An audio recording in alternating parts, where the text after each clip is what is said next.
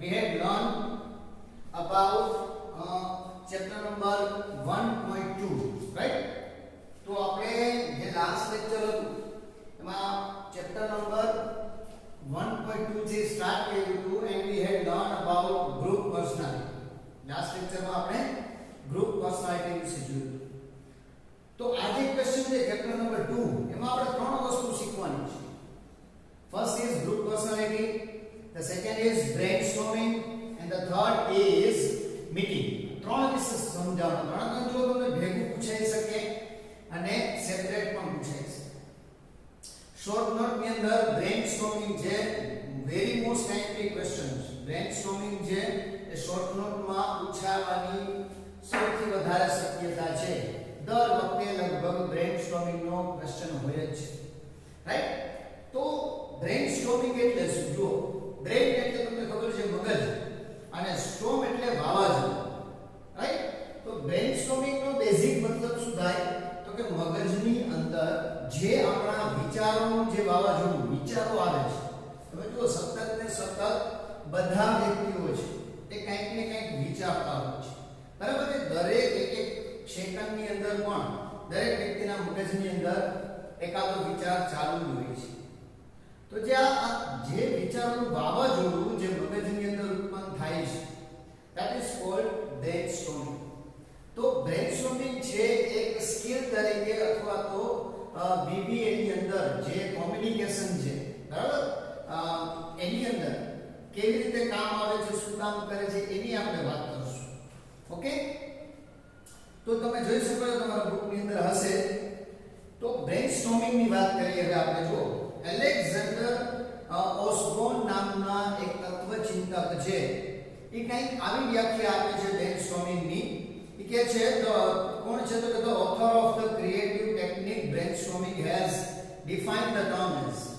આ એક ટેકનિક છે જેને એને ડિફાઇન કરેલી છે, એની ડેફિનેશન આપે છે કે a conference technique by which group attempts to find a solution for a specific program by amazing all the ideas spontaneously by its member.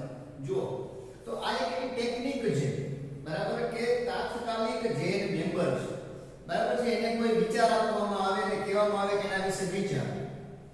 દાખલા તરીકે હું તમને અત્યારે બધા હોય ક્લાસની અંદર, બરાબર, અને એક ટોપિક તમને આપવામાં આવે કે ભાઈ આ ટોપિક છે, એના વિશે તમારા મનની અંદર જે કંઈ પણ વિચાર આવે તમે મને કહો, તો શું થશે? અચાનક, કહેવાનો મતલબ શું છે કે અચાનક જ્યારે કોઈ વ્યક્તિને કોઈ ટોપિક આપવામાં આવે, એના વિશે વાત કરવાની થાય, ત્યારે તમારા મનની અંદર તરત જ શું થશે તો કે બ્રેઇનસ્ટોર્મિંગ થશે. એટલે કે તરત જ એક હારે 10-15 વિચાર આવી જશે. આવી જશે ને?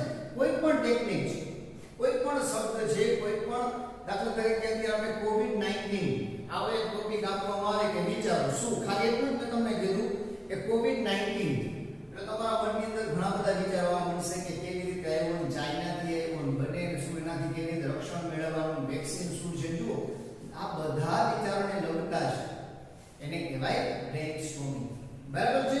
તો જ્યારે કોન્ફરન્સની અંદર આ એક ટેકનિક છે, બિઝનેસની અંદર કોન્ફરન્સ ચાલુ હોય, બધા વ્યક્તિઓ બેઠેલા હોય અને ત્યારે ટેકનિકનો ઉપયોગ કરવામાં આવે છે. જે સંચાલક હોય એ એક ટોપિક છે, એક એજન્ડા છે, બધાની વચ્ચે મૂકે છે અને એ એજન્ડા વિશે એ લોકોએ વિચારવાનું હોય છે, લખવાનું હોય છે, મુદ્દાઓ તૈયાર કરવાના હોય છે.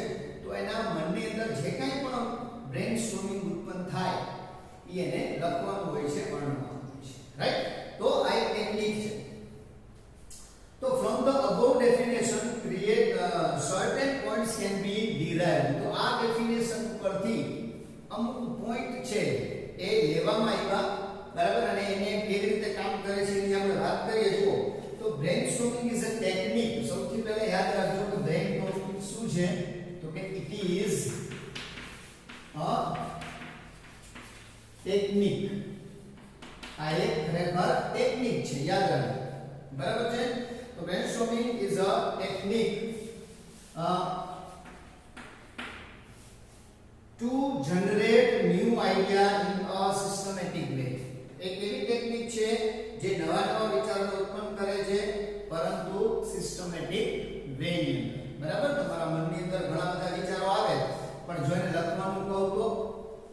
શું થશે? તમે એને બધા એમ નહીં લખી નાખો, તમે એને વન બાય વન કે પહેલા આ લખાય પછી આ એક સિસ્ટમમાં તમે લખશો. દાખલા તરીકે નિબંધની અંદર ખાસ કરીને તમે કરો છો. જુઓ તમે અત્યાર સુધી 10માં 12માં 11માં જ્યારે નિબંધ પૂછાય, નિબંધ સ્વાધ્યાયનો હોય ત્યારે તમે શું કરો છો? તો કે મનની અંદર જે બ્રેઇનસ્ટોર્મિંગ થાય છે, જે ટોપિક વિશે ઘણા બધા વિચાર આવે છે, પણ તમે એને કેવી રીતે લખો છો? એક સિસ્ટમેટિક વેમાં લખો છો ને. તો આવી રીતે સિસ્ટમેટિક વે ની અંદર લખવું, બરાબર છે, એને કહેવાય બ્રેઇનસ્ટોર્મિંગ. તો આ એક પહેલો મુદ્દો કહી શકાય કે it is a technique. A technique છે, બરાબર છે, to generate new idea in a systematic way. આ પહેલો પોઈન્ટ. બીજું છે a group of people gathered for normal discussion or communication to sort out the issue of a problem. જો આનો ઉપયોગ ક્યાં કરવામાં આવે છે? તો કે ગ્રુપ ઓફ પીપલ, એક ગ્રુપ છે લોકોનું એ ભેગું થાય છે, બરાબર છે, ફોર ડિસ્કશન ઓર કોમ્યુનિકેશન. એક વચ્ચે ડિસ્કશન થાય છે, કોમ્યુનિકેશન થાય છે, અને કોઈ પણ જે ઇશ્યુ ઊભો થયો છે અથવા તો કોઈ પ્રોબ્લેમ ઊભી થઈ છે એને સોર્ટ આઉટ કરવામાં આવે છે, બરાબર, ટેકનિક દ્વારા. તો આ ટેકનિકનો ઉપયોગ છે એ કોઈ પણ ઇશ્યુને, પ્રોબ્લેમને સોલ્વ કરવા માટે કરવામાં આવે છે, રાઈટ? એટલે કે ડિસ્કસ દ્વારા એ સોલ્વ કરે છે. નેક્સ્ટ છે spontaneity is the key to this method. જો આ મેથડ છે એનો ઉપયોગ ક્યારે થાય? તો કે ત્વરિતતા. સ્પોન્ટેનિયસિટી એટલે શું? તો કે ત્વરિતતા, તાત્કાલિક. તમે જે તરત જ કોઈ વાત કરવામાં આવે અને એ તરત જ તમે એમાં રિએક્શન આપો, બરાબર, અથવા તો એનું સોલ્યુશન વિચાર, એ કીવર્ડ છે, બરાબર, એકદમ જરૂરી છે. તો કી method as no member has any idea about the problem. કારણ કે આ મેમ્બર જેટલા છે એને કોઈ પણ જાતના, એક પણ પ્રકારના એને વિચાર જ નથી કોઈ જાત. સમજાય છે? જે મેમ્બર છે એ આવ્યા છે એના માટે તરત નવો જ વિચાર આપવામાં આવે, એટલે કે એને પહેલેથી કાંઈ નથી વિચાર્યું. જ્યારે પ્રોબ્લેમ એને રજૂ કરવામાં આવે છે, જ્યારે ઇશ્યુ આપવામાં આવે છે, જ્યારે ટોપિક આપવામાં આવે છે, ત્યારે જ વિચારવાનું છે. તો સ્પોન્ટેનિયસિટી છે એ આ મેથડની કી કહી શકાય, right? Therefore, unpresented idea may occur to their mind. તો કદાચ એવું બનશે કે જે તૈયાર નથી કર્યા એવા પણ વિચાર આવશે, right? Okay. In brainstorming session, generally the following procedure is followed.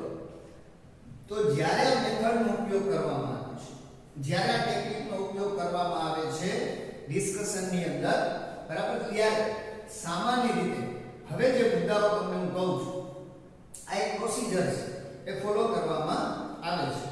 શું પ્રોસિજર ફોલો કરવામાં આવે છે? જુઓ, the group leader will state the problem in a clear statement. પહેલી વસ્તુ, જે ગ્રુપનો લીડર છે એ શું કરશે? એક સ્ટેટમેન્ટ આપશે અને એ સ્ટેટમેન્ટ જે એકદમ ક્લિયરલી વાત કરશે. એ સ્ટેટમેન્ટ કેવો હશે? એકદમ ક્લિયર હશે. So that group member can understand it well and ponder over it. અને પછી જે ગ્રુપનો મેમ્બર્સ એ ટોપિક સમજી જશે કે હા, આના વિશે આપણે ચર્ચા કરવાની છે, લખવાનું છે, અને તાત્કાલિક એ બધા જ મેમ્બર્સ એ શું કરશે? એ ટોપિક વિશે વિચારવા માંડશે, લખવા માંડશે, રાઈટ? અથવા તો બોલવા માંડશે, ડિસ્કશન કરશે. પછી એની મેથડ કોઈ પણ હોઈ શકે, રાઈટ? તો આ સૌથી પહેલી કામ કરવામાં આવે છે. પછી તો કે member will be given time to give their suggestion. પછી મેમ્બર્સ જેટલા છે એને અમુક ટાઈમ આપવામાં આવે કે 2 મિનિટ, 5 મિનિટ, 10 મિનિટ તમારું સજેશન આપો એ ટોપિક વિશે. દરેક એક મેમ્બર છે એના સજેશન મગાવવામાં આવે છે. All members would provide the alternatives. બીજું, દરેક મેમ્બરને અલ્ટરનેટિવ આપવામાં આવે છે અથવા આપવા પડે છે, બરાબર છે? એટલે કે અલ્ટરનેટિવ એટલે શું? તો કે એના ખાલી ફાયદા નહીં પણ નુકસાન એ કહેવાનું છે, બરાબર? એના ઓપ્શન છે એ પણ તમારે વિચારવાના છે, બરાબર છે?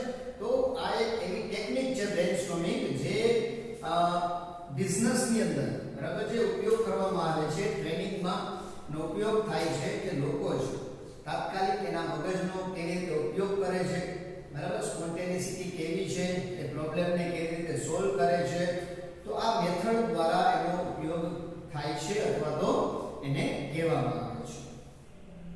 પછી શું થાય છે, ટાઈમ આપવામાં આવે છે મેમ્બરને, એ લોકો સજેશન આપે છે, બરાબર છે, પછી એના અલ્ટરનેટિવ્સ પણ આપે છે. પછી નો criticism will be allowed and all the alternative are jotted down for later discussion and evaluation. પછી શું થાય છે, તો કોઈ ક્રિટિસિઝમ નથી કરતું, બરાબર. એમાં કોઈ ક્રિટિસિઝમ, જો ક્રિટિસિઝમ નો મતલબ શું થાય, તો કે તમે હું કંઈક વાત કરું, બરાબર છે, અને સામેવાળી વ્યક્તિ છે ડિસ્કશન ની અંદર એમ કે નહીં ભાઈ આ વાત તારી ખોટી છે, આમ નહીં આમ થવું જોઈએ, આ ખોટું છે, આ સાચું છે. That is called criticism. હવે તમે ક્રિટિસિઝમમાં જાશો તો શું થશે, કોઈ પણ મુદ્દાનો અંત ન હોય, કોઈ પણ ક્રિટિસિઝમ ની અંદર. તો જ્યારે આ સજેશન આપવામાં આવે છે ત્યારે કોઈને ક્રિટિસાઇઝ નથી કરવું. ઓકે, મારો વ્યૂ શું છે, મારું સજેશન શું છે મેં આપી દીધું, બરાબર. પછી બીજાનું સજેશન શું છે, ભલે મારાથી અલગ હોય પણ એનું સજેશન આપી દેશે, ત્રીજી વ્યક્તિ એનું સજેશન આપશે, પણ એને ક્રિટિસાઇઝ કરવામાં નહીં આવે કે તું સાચો તું ખોટો, બધાયના સજેશન લઈ લેવામાં આવે છે, રાઈટ. અને પછી એનું જે અલ્ટરનેટિવ છે અથવા રિઝલ્ટ છે પછી ડિક્લેર કરવામાં આવે છે, કે એના જે વિચારો છે લઈ લેવામાં આવે છે. બેઝિક શું થાય, જો આનાથી ફાયદો શું થાય, તો કે એક પ્રોબ્લેમ છે, ઇશ્યુ છે એ કંપનીની અંદર ઉત્પન્ન થયો, બરાબર. હવે ઇશ્યુને સોલ્વ કેમ કરવું, મારે એકલાને ઇશ્યુ સોલ્વ કરવો છે તો હું એના વિશે વિચારીશ, બરાબર છે. કદાચ મને એનું સોલ્યુશન મળે ન મળે, બેટર વે એ છે કે હું મારી કંપનીની અંદર કામ કરતા જે કર્મચારીઓ છે, એટલે 5 7 10 કર્મચારીઓ છે, એની પ્રોબ્લેમ આપ બધાને બોલાવીને આપી દઉં કે ભાઈ આ પ્રોબ્લેમ છે, રાઈટ, ફાઇન્ડ ધ સોલ્યુશન. તો શું થશે, બધા પોતાના સજેશન મને આપશે, હું બધાના સજેશન લઈ લઈશ, અને એમાંથી જે બેસ્ટ સજેશન હશે એનો ઉપયોગ કરીને પ્રોબ્લેમને આપણે સોલ્વ કરશું. That is the way of brainstorming. આ બ્રેનસ્ટોર્મિંગ નો વે છે, રાઈટ. સમજો, મેઇન કારણ આ બ્રેનસ્ટોર્મિંગ નો મતલબ જ આ છે, એનો ઉપયોગ આ છે, એનો ફાયદો આ છે, સમજી ગયું. તો બધા મેમ્બરના સજેશન આપે છે, કોઈને ક્રિટિસાઇઝ નથી કરવામાં આવતા, અને પછી એને કહેવામાં આવે છે, right. No criticism will be allowed and all the alternative are jotted down and later discussion and evaluation. પછી evaluation કરવામાં આવે છે, એને ડિસ્કસ કરવામાં આવે છે, બરાબર છે, અલગ અલગ પ્રકારનું. તો there are two type of brainstorming technique.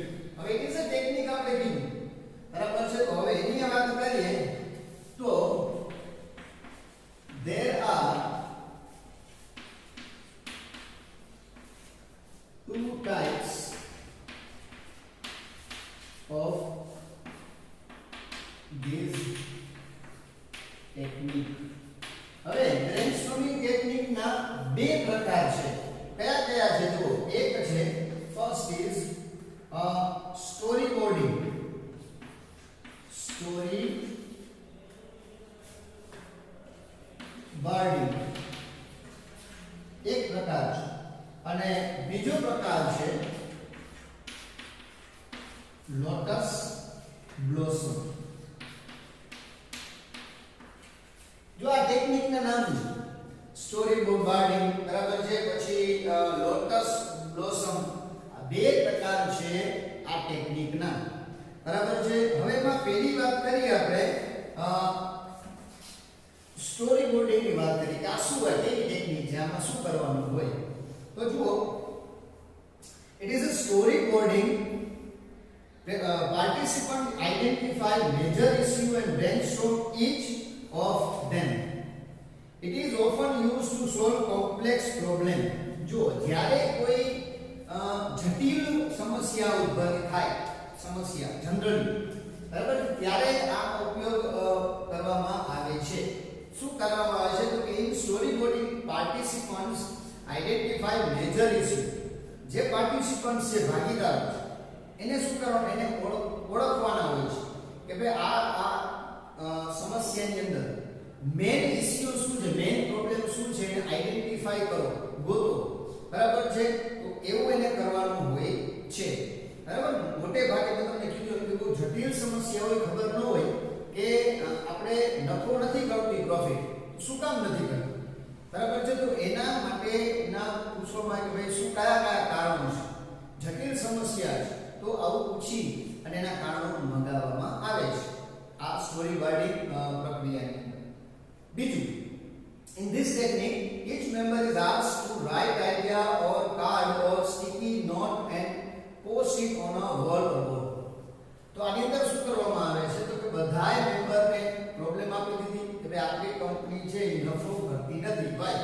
અને કારણો આપો. હવે એમાં એને શું કરવાનું હોય, બધા મેમ્બરે પોતપોતાના સજેશન લખી નાખવાના હોય, અથવા કોઈ કાર્ડમાં લખી નાખવાનો, અથવા સ્ટીકર હોય ને ચોંટાડી, બરાબર, એ સ્ટીકરની અંદર ચોંટાડી અને ત્યાં એને નોટિસ બોર્ડમાં ચોંટાડવાના હોય છે. આવું કહેવામાં આવે છે આ પ્રક્રિયા. એના પછી when the brainstorming is finished, group members are requested to arrange the ideas in appropriate sequence based on the specific goal or agenda. પછી આ ટોપિક બધાએ પોતાના સજેશન આપી દીધા, ચાલો લખીને આપી દીધા, સ્ટીકરમાં આપી દીધા અથવા કાર્ડમાં આપી દીધા. પછી એને કહેવામાં આવે છે કે હવે આ બધાય સમસ્યાને આપણે ભેગી કરી, હવે એને અરેન્જ કરવાનું, ગોઠવવાનું કે ભાઈ પહેલા આ, પછી આ, પછી આ, પછી આ, પછી આ. બરાબર છે? તો જો ઘણા બધા સ્ટેપ પડી ગયા ને એને સોલ્વ કરવા માટે. તો આવી રીતે કામ કરે છે, બરાબર, સ્ટોરી બોર્ડિંગ પ્રક્રિયા. એ એક બ્રેનસ્ટોર્મિંગની પ્રક્રિયા છે. બીજું છે લોટસ બ્લોસમ. લોટસનો મતલબ શું થાય? કમળ. તમે કમળ જોયું છે, નીચે ઘણા બધા એના પાંદડા હોય, એની ઉપર બીજા પાંદડા, એની ઉપર બીજા પાંદડા, જોયું ને? એના ઘણા બધા ટૂંકમાં ભાગ. જો આ જ એની તરફ કામની વસ્તુ છે, આ જ કરવાનું છે. શું? તો in the lotus blossom technique, a core thought is stated and participant provide 8 ideas surrounding it, like the petal of the lotus blossom.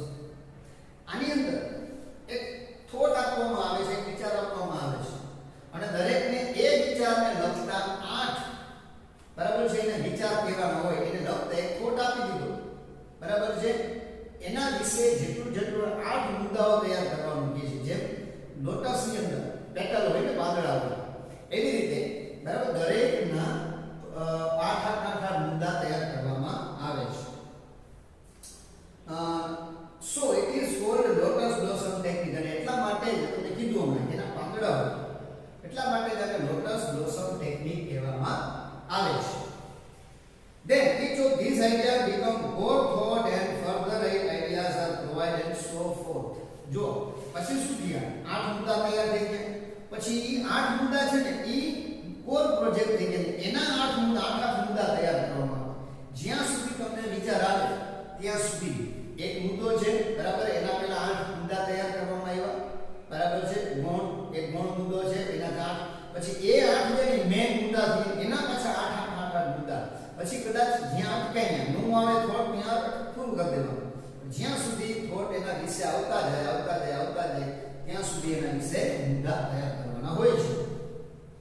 This process will go on until participant can no longer generate new ideas, or until the group leader or chairperson feel that they have good grip of the problem and all problem solution. આ પ્રક્રિયા ચાલુ રહે છે. એના 8 મુદ્દા જે આ ક્યાં સુધી ચાલુ રહે છે? તો કે જ્યાં સુધી કોઈ નવા વિચાર આવતા બંધ થઈ જાય, બસ અહીંયા પૂરું. અથવા એના જે ગ્રુપ લીડર છે અથવા એના જે ચેરપર્સન છે એ એમ કહી દે કે નહીં, આપણે જે જોતું એવું સોલ્યુશન આપણને મળી ગયું, આ મુદ્દામાં આપણને સોલ્યુશન મળી ગયું, ત્યાં સુધી એ મુદ્દા લખવામાં આવે છે. રાઈટ? તો આ બે ટેકનિક છે, બરાબર છે. મેન છે બ્રેનસ્ટોર્મિંગ, એના બે ભાગ છે અને એ શું કામ કરે છે આપણે જોઈ લઈએ. બ્રેનસ્ટોર્મિંગ પ્રક્રિયા એ ટેકનિક છે, કેવી રીતે કામ કરે છે એના વિશે આપણે જોયું, બરાબર. તો પાછું ફરીથી કહું, મોસ્ટ આઈએમપી ટોપિક છે, શોર્ટ નોટની અંદર પૂછાઈ શકે છે અને આના વિશે તમે ઘણું બધું, ખાલી મેઇન તમે બેઝિક વસ્તુ સમજી જાઓ કે વોટ ઇઝ બ્રેનસ્ટોર્મિંગ, તો તમારી ભાષામાં તમારી રીતે તમે એને લખી શકો, બરાબર છે. જેટલું લાંબુ વધારે લખો એટલું તમે લખી શકો. રાઈટ? એટલે કે તમારા મનની અંદર પણ બ્રેનસ્ટોર્મિંગ વિશે બ્રેનસ્ટોર્મિંગ કરી એટલે લખી શકો ને, બરાબર. તો આ ટોપિક છે બ્રેનસ્ટોર્મિંગ ટેકનિક, ચેપ્ટર 1.2 નું એ આજે આપણે અહીંયા પૂરો કરીએ છીએ. See you in the next lecture. Till then